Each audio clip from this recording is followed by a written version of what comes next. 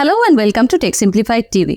This is the 6th episode in VLSI Milestone series. In last few decades, ever-increasing design complexity in CMOS technology has led to multiple technology boosters. In last 5 episodes, we have discussed about them and we term them as milestones. In today's episode, we will discuss about 3 more milestones together, as these 3 are closely connected to each other: multi-level metallization, copper interconnect, and low-K dielectric. So if you are interested, stay tuned till the end of the video.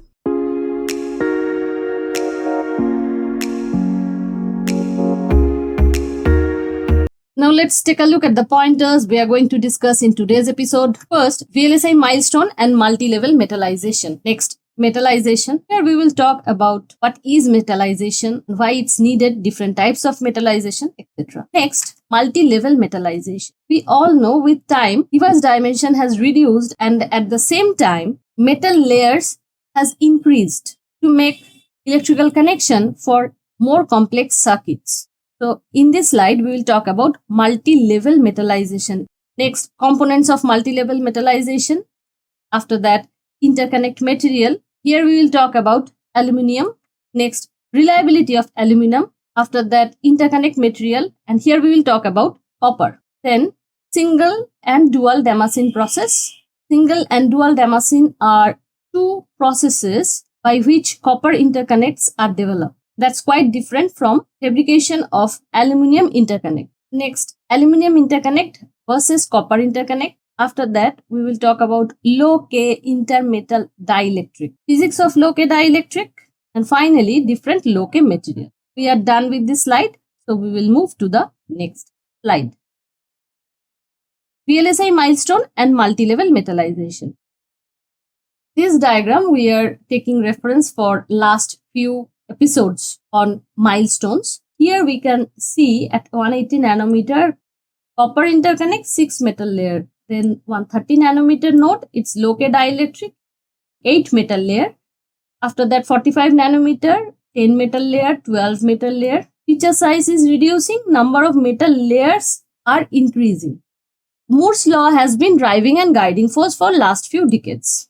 With progressing node, circuit complexity has increased. Feature size reduced, individual device size reduced. As a result, more and more devices could be accommodated within the chip. Now, reduced dimension has made short channel effect, parasitic effect more severe. We have already discussed about parasitic effect in our interconnect series. Keep up with pace of scaling, new material, new device structure was found and introduced. We know that high-K material has been introduced instead of silicon dioxide. In this whole journey from 180 nanometer to 10 nanometer, in this journey, new device structure like SOI, FinFET, we have already discussed in 2 different episodes, that has been introduced. New material like strained silicon, that is introduced. And now another 2 different material, that is low-K and copper interconnect, that is interconnect metal. Initially it was aluminium, that has been replaced by copper, and a low-K dielectric that is introduced as a interlayer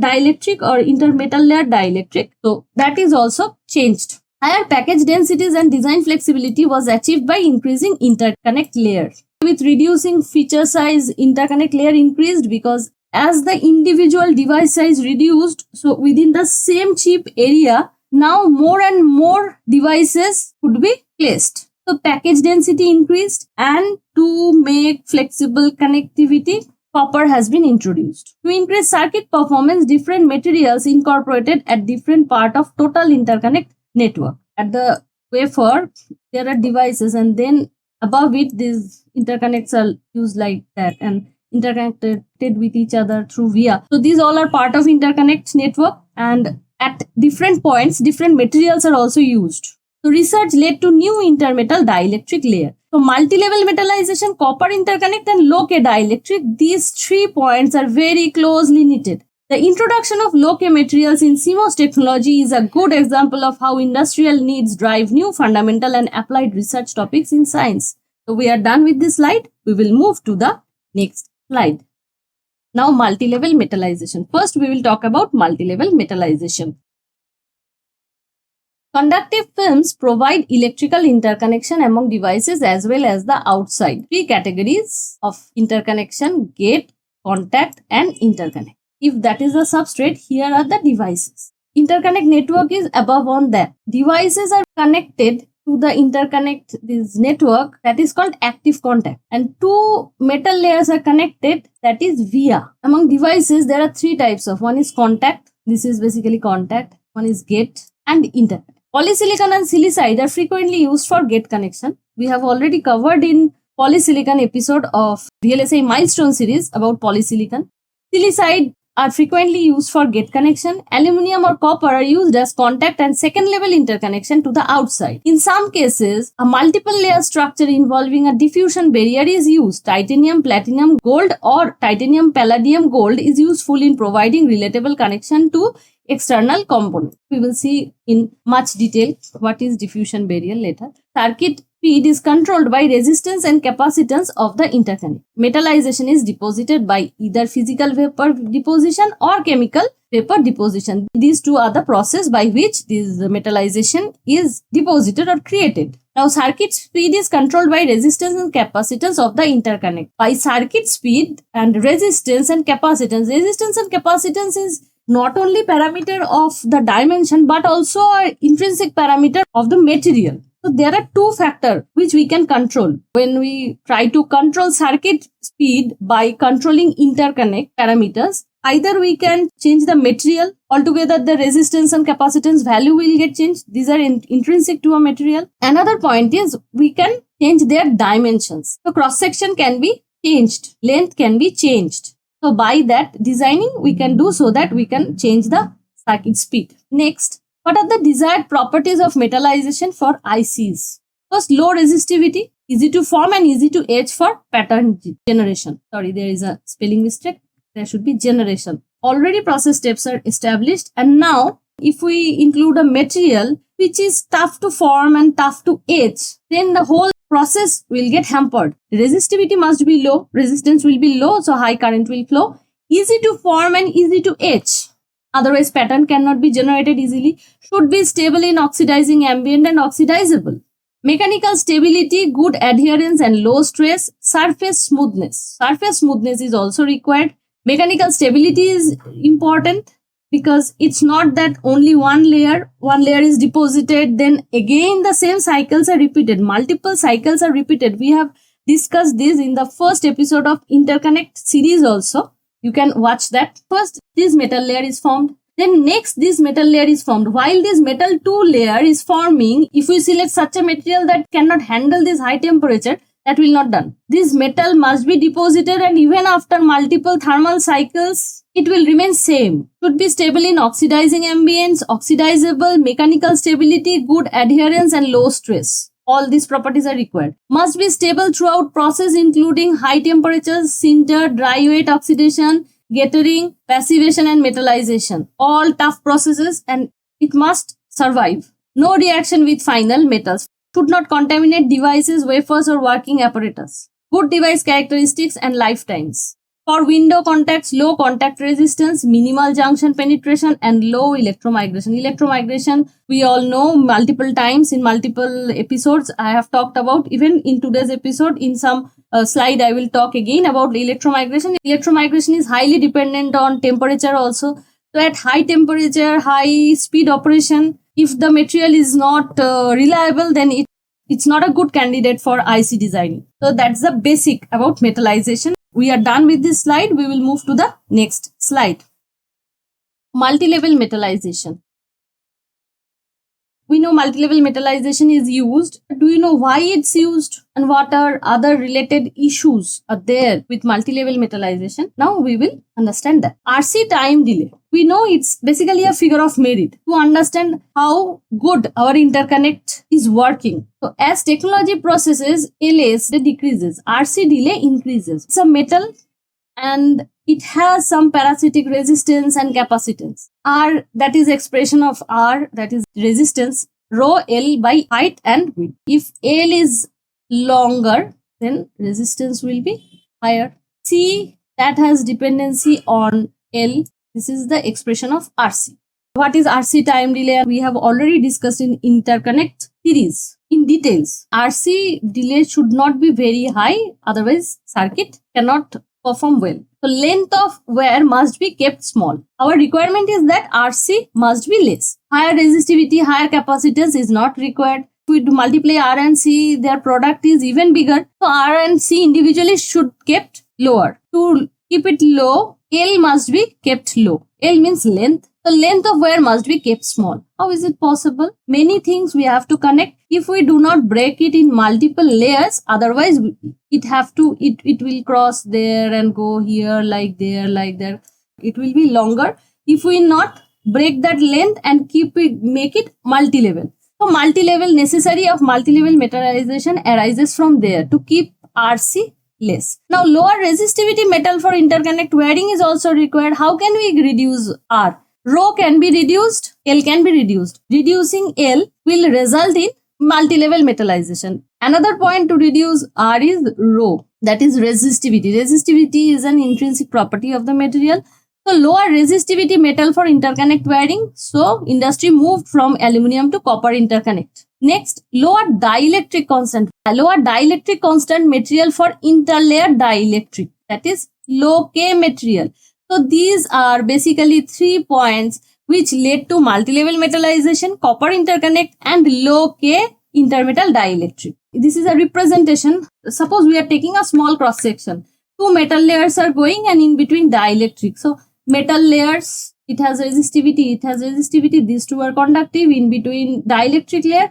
So it will form a parallel plate capacitor. If epsilon of this material is higher, so effective capacitance will be higher. And more capacitance means circuit turn on time will be higher. First this internal parasitic capacitance will get charged, then only the circuit will turn on. There will be delay. So time delay that will increase. While we are considering multi-level metallization, copper interconnect and low K, there are few more points which we must take care. Contact resistance. Low contact resistance to semiconductor device. Connection to semiconductor, that should be contact resistance must be less. It should be ideally ohmic contact. When for N-type, for P-type material, for lightly doped and heavily doped N-type material, these responses, IV response is completely different. We need a low contact resistance. Now immunity to EM. Reliable long-term operation. We have an episode on reliability and IC failure in CMOS. Watch the video. There I have discussed this electromigration in detail there also. So reliability and EM is a reliability issue and immunity to EM is very important. Otherwise the circuit will fail. Multi-level metallization. So state-of-art ICs have millions of transistors and connecting them all to some voltage and current supply without wires crossing is a real challenge. This is the device level. Every device has a voltage supply should be connected to it. Then it's connected to some other device also. So this connection is very critical. And without so many devices, so many wires, without crossing each other, designing this connectivity is a real challenge. Now 3D network of interconnections is called multi-level metallization. Multi-level metallization increases interconnect capacity and reduces resistance and capacitance. Now metal interconnections. Metal interconnection stretches over several planes and isolated by insulating dielectric layer. This is basically interconnect dielectric. Multiple layers of metal isolated by insulating dielectric layers. Interconnected by wiring through holes in the dielectric plane. So these dielectric planes are there and above on these metal layers are there, below these layers and in between that these holes are like this and they are connected. These are vias. So they pass through this dielectric layer plane. Benefit of multi-level metallization. Reduce interconnection length and reduce RC, higher package density and design flexibility. Design flexibility also required, otherwise huge number of devices and their interconnects is a very complex affair. We are done with this slide. Now we will move to the next slide. Now components of multi-level metallization. So components of multi-level metallization circuit are interconnects, contacts, vias, intermetal dielectric and passivation. Now let's see what are these things. Active devices are electrically connected to each other, obviously. These devices, active devices means MOSFETs or transistors. So these devices are electrically connected to each other. They are connected to the outside world through their input and output on bonding pads. They will get stimuli from outside, and results are also measured at outside. So there should be contact with outside world. So that is done through bonding pads. Now contact is connections to source, drain or poly. Active device MOSFET, there are 3 connections with it: source, drain and poly. So contact is connection with them. Vias are connections between interconnect levels. Interconnects are separated from each other by dielectric layer. Now vias connection interconnects through these layers. These ILDs or interlayer dielectric. They connect through these layers.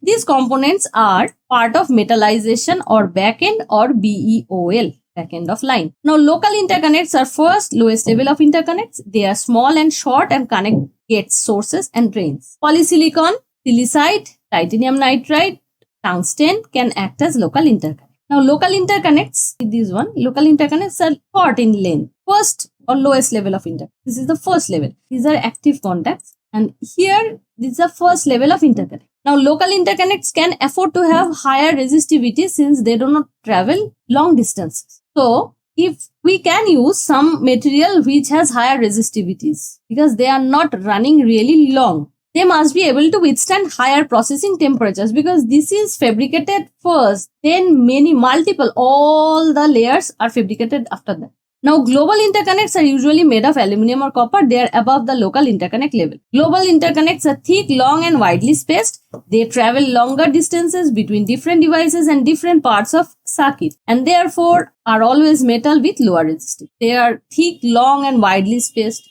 They'll travel longer distances, so they must be with lower resistivities. After completion of metallization, passivation layer is formed to protect internal semiconductor devices. Passivation layers are typically formed with deposition of oxide layer and a nitride layer. These are the components of multi-level metallization.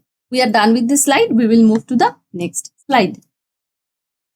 Now we will talk about copper as an interconnect material. Although we will start discussing with aluminium. We will first talk about aluminium, its advantages and disadvantages, which we can overcome with copper. Interconnect material, aluminium. Aluminium interconnects were used as standard for a long time in chip making. In the late 1990s, chip makers switched to copper. Now advantages, what are the advantages? It's a good conductor. It can form mechanical bonds with silicon. It can form low resistance ohmic contacts with heavily doped N-type and P-type silicon, corrosion resistant. There are some disadvantages also. Low melting point, junction spiking, electromigration and stress migration. Low melting point, we have already talked about low melting point in some other episode also, where we have discussed about self-aligned gate processes in polysilicon. You can refer to polysilicon as a gate material, 3rd episode on this series. Go and watch. Its low melting point has led to another thing also, that is self-aligned gate formation and polysilicon. Now junction spiking.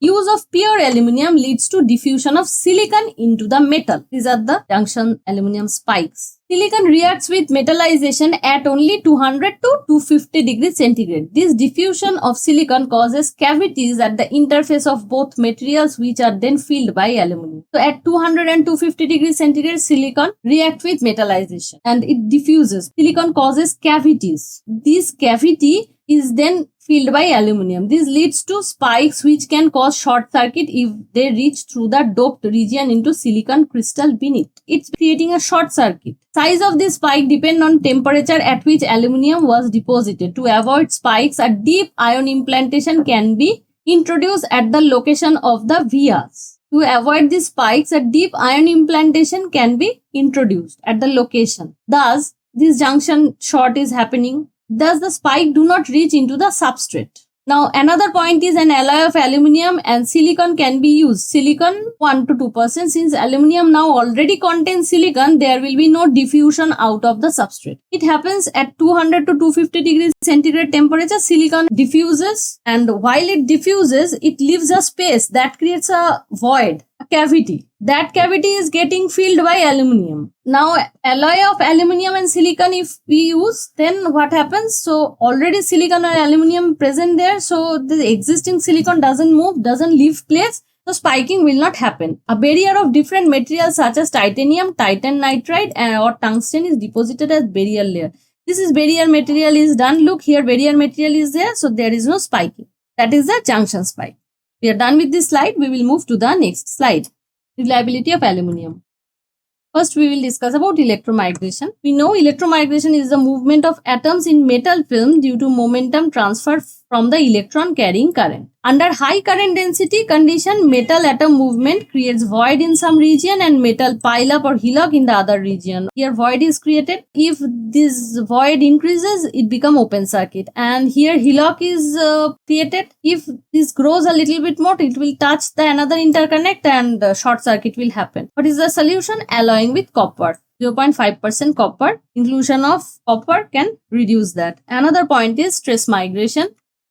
So in case of stress migration, hillock happens, void happens. Due to difference between coefficient of thermal expansion of aluminium and silicon, it's a system. Silicon, then silicon dioxide, aluminium. Even after first layer of deposition of aluminium, many more layers will be there formed and many more layers deposition and their processing steps means more thermal cycles. So while it's already is present there, more thermal cycles are happening. Thermal expansion coefficients of two different materials are obviously different. In presence of high temperature, they doesn't expand equally. And when this heat is removed, it doesn't contract similarly. And even if it contracts, it never comes to its original form. We have discussed this stress migration in reliability and IC failure episode in detail. It will never come back to its original position. So always there will be some strain. Strain will be there in the structure. High compressive stresses appear in aluminium at high temperatures. Now movement of aluminium occurs along grain boundary. These metal grains, these boundary, this movement happen. Now whole grain of aluminium pushed upward forming hillocks. This hillock is formed. Now tensile stress creates void, crack, that is electrically open, and compressive stress creates hillocks, that is electrical short. Now as a result, this void and hillock, this surface doesn't remain same. The surface becoming rough. So rough surface topography making lithography and etch difficult. So we are done with this slide. We will move to the next slide and try to understand why industry has moved to copper over aluminium. Interconnect material, copper. So what are the benefits of copper? Higher conductivity, more electromigration resistance, higher tensile strength, higher thermal conductivity, higher melting point, low coefficient of thermal expansion, high specific, lesser Joule heating. Self-heating also is another issue. In case of reliability, you can refer to the reliability issues episode. Self-heating can lead to IC failure. What are the drawback of copper? Lack of feasible dry etching method. That will actually lead to different processing step. Lack of self-passivating oxide similar to Al2O3 on aluminium. Aluminium has a self-passivating oxide Al2O3. Copper doesn't have something like that. Poor addition to dielectric materials such as SiO2. Poor addition to low-K polymers. So these are basically drawbacks. If we want to use copper as a interconnect, then we have to use diffusion barriers and adhesion promoters. What are these things? Let's understand. Use of diffusion barriers and adhesion promoters. Copper has poor adhesion properties and adhesive material is required which will provide stability across interface. Silicides such as TiSi2 can be used as adhesion promoter. TiSi2 does not have good barrier properties. So, to stop reaction between metals, that is tungsten, aluminium, etc. and silicon, or between two layers, a barrier layer is used. Titanium nitride has contact resistance higher barrier than TiSi2. Bilayer structure of TiSi2 and TiN is used as adhesion promoter and diffusion barrier. So this is diffusion barrier, this is TiSi2 and TiN. These are two material used. Since copper has poor adhesion properties, an adhesive material is required which will provide stability across interfaces. So TiSi2 can be used as adhesion promoter. This is adhesion promoter, TiSi2. And to stop reaction between metals and silicon, two layers, a barrier layer is used, that is TiN. So these two things required. Unlike aluminium metallization, copper cannot be easily patterned by reactive ion etching. To fabricate copper interconnects, a different process flow which is called Damascene process has been developing, including single Damascene and dual Damascene. We are done with this slide. We will move to the next slide. Single and dual Damascene process. Single versus dual Damascene process. Now let's see what are these two type of processes. There are two types of Damascene process. One is single and another one is dual Damascene. These are the method which is followed to deposit copper interconnect. So this is the first step.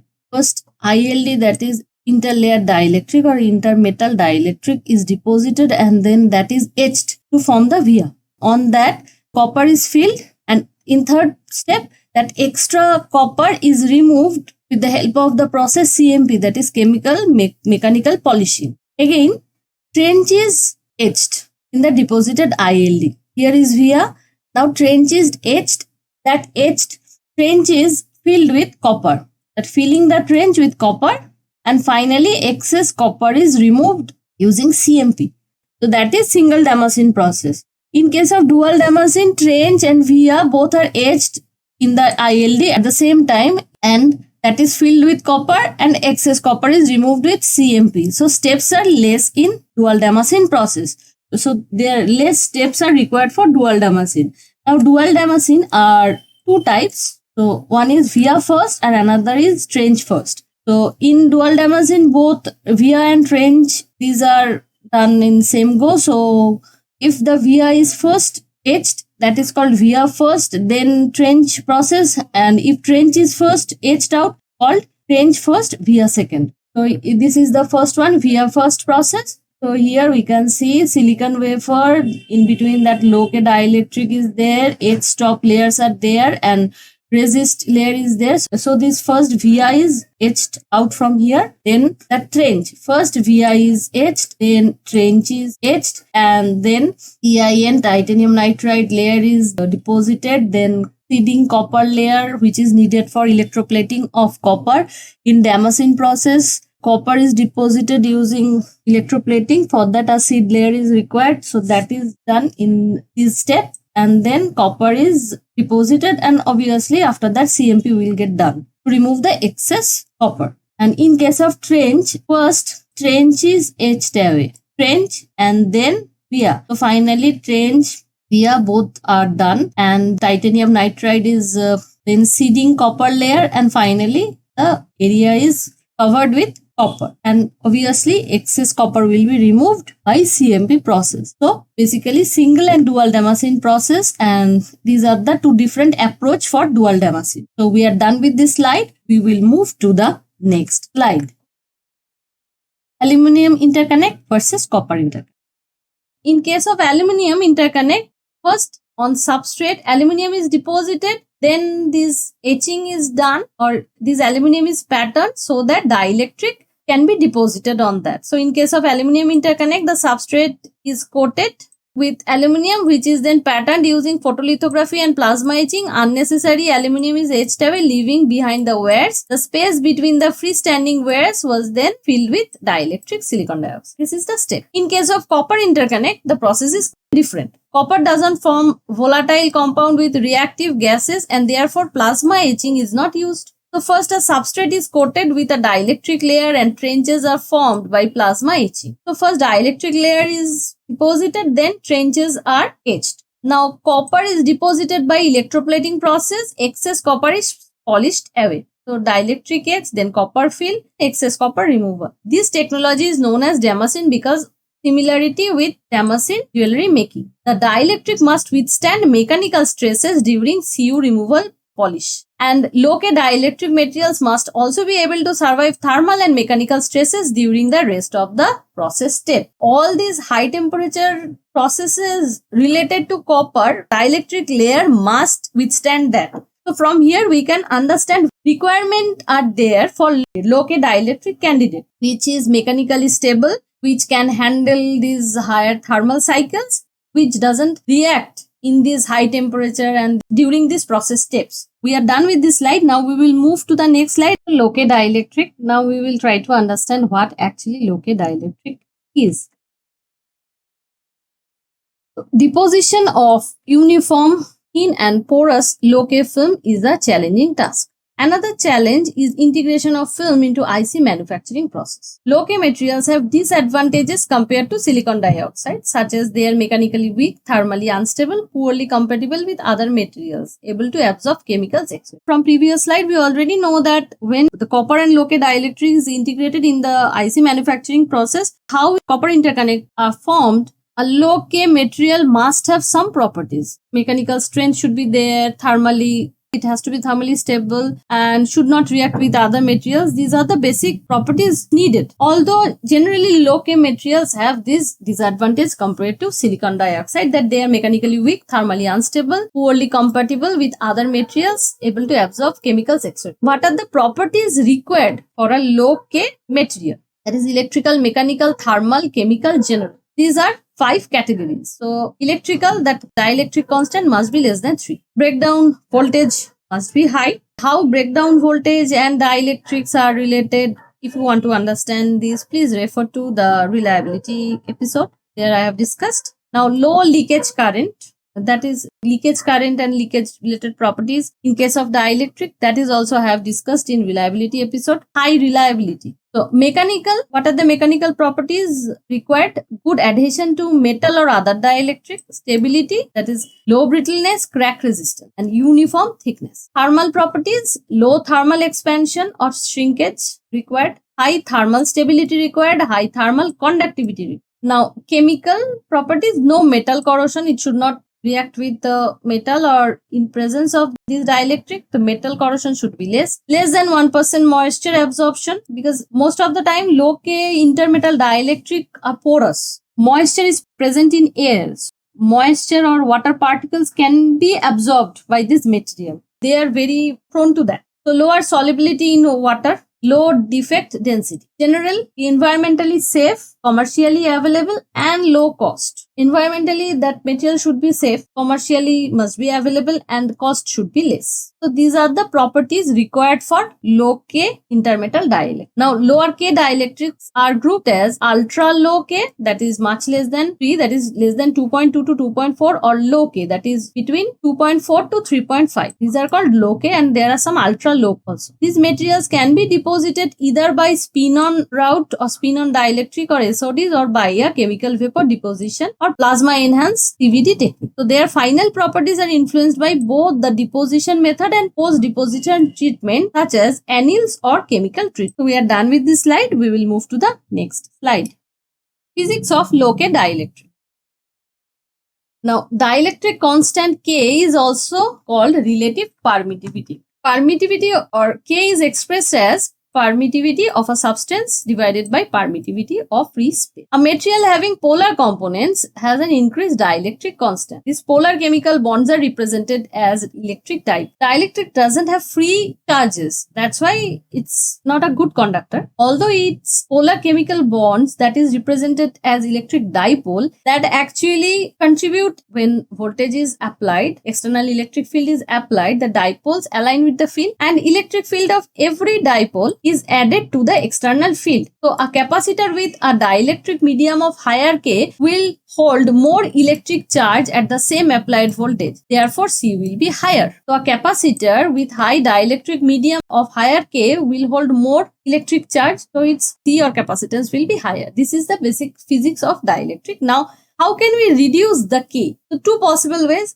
One is reducing dipole strength, that is low polarizability. So if we reduce the dipole strength, that will result in lower polarizability. Another is reducing number of dipoles, that is lower density. These two methods can be combined to achieve even lower K values. We can combine these two methods also. Like silicon oxide, silicon and oxygen, this bond is replaced with less polar silicon fluorine, that is F fluorine, and silicon carbon, this bond. These are less polar bonds, SiF and CC, CH, SiC. These are the bonds. If we replace with that using virtually all non-polar bonds, that is CC-CH. Now density of material can be reduced increasing free volume through rearranging the material structure or introducing porosity. If the material structure is rearranged, so that can change the porosity, constitutive and subtractive. Two types of porosity are there. So decreasing polarizability and decreasing density. There is a small mistake. It should be decreasing the density. If we reduce the dipole strength by changing the more polar bonds with less polar bonds, that will reduce the polarizability of the material. That way we can reduce the K. Another is if we decrease the density by increasing the porosity, that can